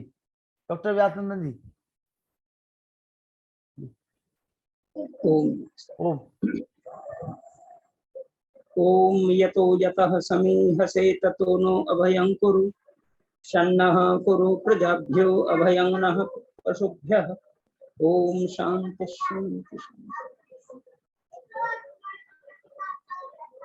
आर्याणां महाकुंभस्य कार्यक्रमे अद्यतः अति विशिष्टानाम् अंतर्राष्ट्रीय ख्याति प्राप्तानां वक्ता महोदयेन डॉक्टर मोक्षराज महाभागानाम् अत्यन्तं विशिष्टं श्रीकृष्ण महोदयस्य संबंधे व्याख्यानम् अस्माभिः श्रूयते। निश्चयेन इदं व्याख्यानम् अस्माकं सर्वेषां श्रोतृवर्याणां विदुषांच विदुषीणां च अत्यन्तं महत्वपूर्णम् अभवत्। निश्चयेन अहं पुनर्वदामि, महर्षि योगीराज श्रीकृष्ण जीवनम् अति विशिष्टम् आसीत्। स तु महान् वेदज्ञः, स तु महान् योगीराजः, स तु महान् विश्व धर्मस्य प्रचारक रूपेण वैदिक शास्त्राणाम् अति विशिष्टानां ज्ञान विज्ञानस्य प्रसारक प्रचारकश्च आसीत्। एतद्द्वारा श्रीकृष्ण महोदयस्य चारित्र्य विशेषणं चरित्र प्रधान विशेषताम् अंगीकृत्य अस्माभिः अनुसर्तव्यम्। एतद्द्वारा मोक्षराज महोदयानाम् अंतर्राष्ट्रीय ख्याति प्राप्तानां विशिष्टानाम् आर्य विदुषां व्याख्यानम् अस्मर्तव्यम्। ओम शांति शांति। धन्यवाद। माता चंद्रकांता जी आ जाइए 1 मिनट के लिए। फिर मुनि पुरुषोत्तम जी। माता जी आपकी आवाज सुन ले सभी लोग, आइए। समय काफी हो गया भाई साहब। 1 मिनट केवल, 1 मिनट मोक्षराज जी को आशीर्वाद दे दीजिए 1 मिनट बस। प्रिय वीर लखनलाल जी नमस्ते जी। हमारे विशेष वक्ता, अब तक जितने भी वक्ता आए हैं बहुत अच्छे रहे हैं, पर आपका जो उद्बोधन होता है वो विशेष कुछ अलग तरह से होता है, क्योंकि आप क्रियात्मक रूप में सारा कार्य करते हैं ना, तो इससे ऐसे लगता है कि जैसे आप उसमें आत्मसात होकर बोल रहे हैं। आपका बहुत बहुत आभार, धन्यवाद। और मेरे भाई अनिल जी, व्यासनंदन शास्त्री जी तथा अन्य श्रोतागण सभी को बहुत बहुत अभिवादन, धन्यवाद। आप सब आते हैं, हमारे आर्य कुंभ की शोभा बढ़ती है। और विशेषकर मोक्षराज जी जब पीछे भी इन्होंने जो प्रवचन दिया था उसमें इन्होंने स्वाध्याय के ऊपर बहुत जोर दिया था, जीवन की मूल आवश्यकताएं और धाराओं के ऊपर बहुत अच्छी तरह से मुक्त कंठ से हम प्रशंसा करते हैं आपके प्रवचनों की। बहुत अच्छा लगता है कि जीवन में हम भी कुछ करें, केवल सुनने में ना सरा कर रहे। हमारे आसपास जिस भी अवस्था में हम रहते हैं, जो भी न्यूनताएं हमारे आसपास नजर आती हैं उनको दूर करने का कष्ट करें, तो ऐसा जीवन हम बनाएं तो मोक्षराज जी के प्रवचन का कुछ लाभ होगा। धन्यवाद, आपका अति अति आभार। धन्यवाद। मुनि पुरुषोत्तम वानप्रस्थी जी। आराधना जी 2 शब्द बोले। आराधना जी आइए। मुनि जी, मुनि जी। ओम। ओम। सादर नमस्ते सभी के लिए। नमस्ते जी, नमस्ते।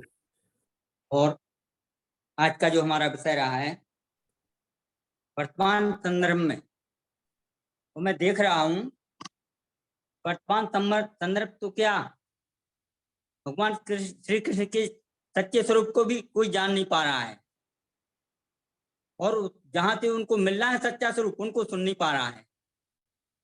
तो इतना दूषित वातावरण बना दिया गया है। श्री कृष्ण जी की नीतिमत्ता आप देखिए, कई जगह पूरे प्रकरण में नीतिमत्ता, निर्भीकता और भी तमाम उनकी जो विशेषताएं थी, जब वो दुर्योधन के यहाँ जाते हैं 5 गांव मांगना भी उनकी बहुत बड़ी नीतिमत्ता ही थी, आधा नहीं मांगा। जब वहां से लौट करके आ रहे हैं तो कर्ण को अलग बुला करके उसके कान में कुछ फुसफुसाते चले जाते हैं, ये बहुत बड़ी नीतिमत्ता थी उन्होंने।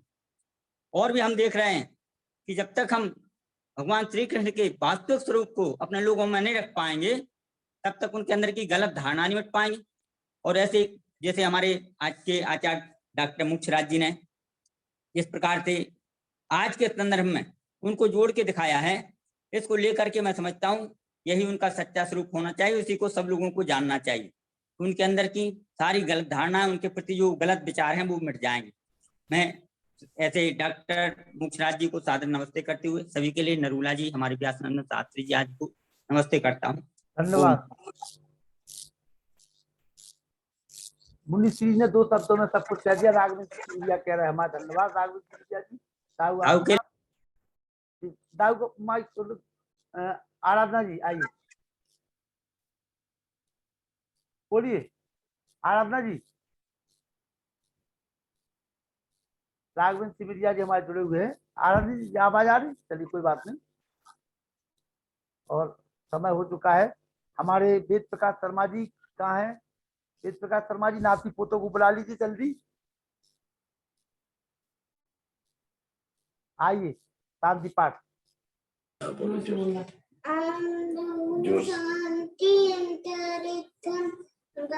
शांति पृथ्वी शांतिराप शांति दया शांति वनस्पतय शांति विच्छेदेव शांति शांति सर्व शांति शांतिरेव शांति श्याम शांति देवी।